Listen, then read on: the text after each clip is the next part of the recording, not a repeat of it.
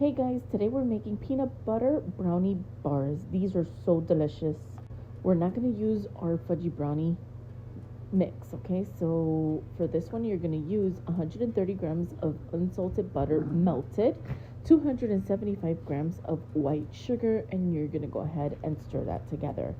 You're going to also have 3 eggs, 1.5 teaspoon of vanilla extract, but you know me with my vanilla, I use 2 teaspoons of vanilla extract.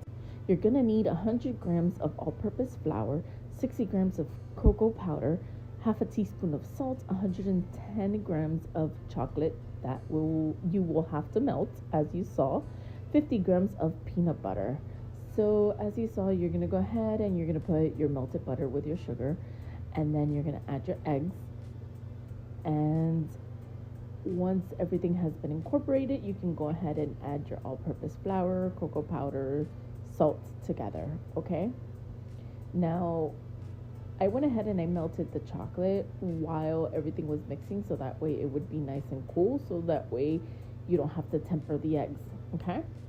So you're gonna go ahead and put that. I used my 9 by 13 pan, and then I melted the peanut butter, and I did the little layers of the peanut butter, and I put it to bake at 350 degrees Fahrenheit for 35 minutes, okay?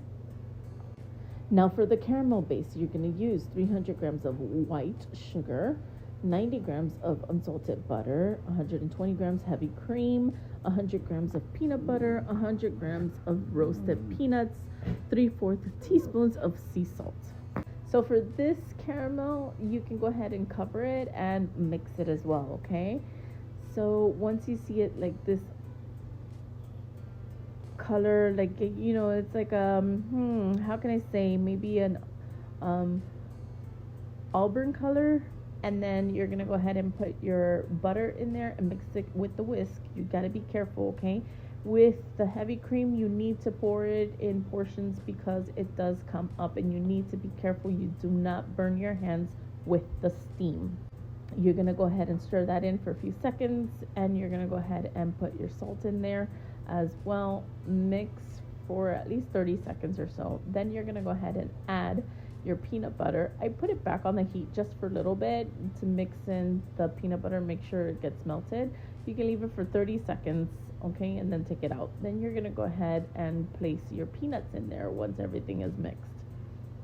Once that's done, you're gonna go ahead and put it on your already baked brownie.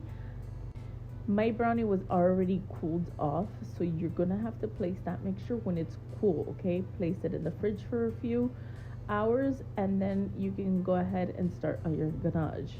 For your ganache, it's going to be 250 grams of dark chocolate, 215 grams of heavy cream, and a pinch of salt.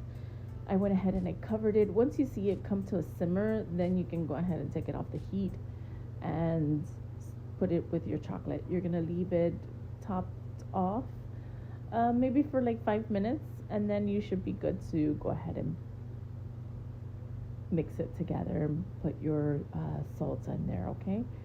Then once everything is done, you're going to put your ganache on top. I left mine overnight. You can leave it for at least 3 or 4 hours. You're going to go ahead and take it off. I did cut the edges. The best way to cut it is like when you cut a cake, that you cut one slice, you clean it with hot water, and then you go ahead and you clean your knife with hot water, duh. And then you go ahead and you cut the other sides. So yeah, you can go ahead and cut this in portions. This is just delicious. My husband hardly ever likes brownies, but he tasted this one and he fell in love with it. So I hope you guys try this one out. Enjoy. Let me know what you think.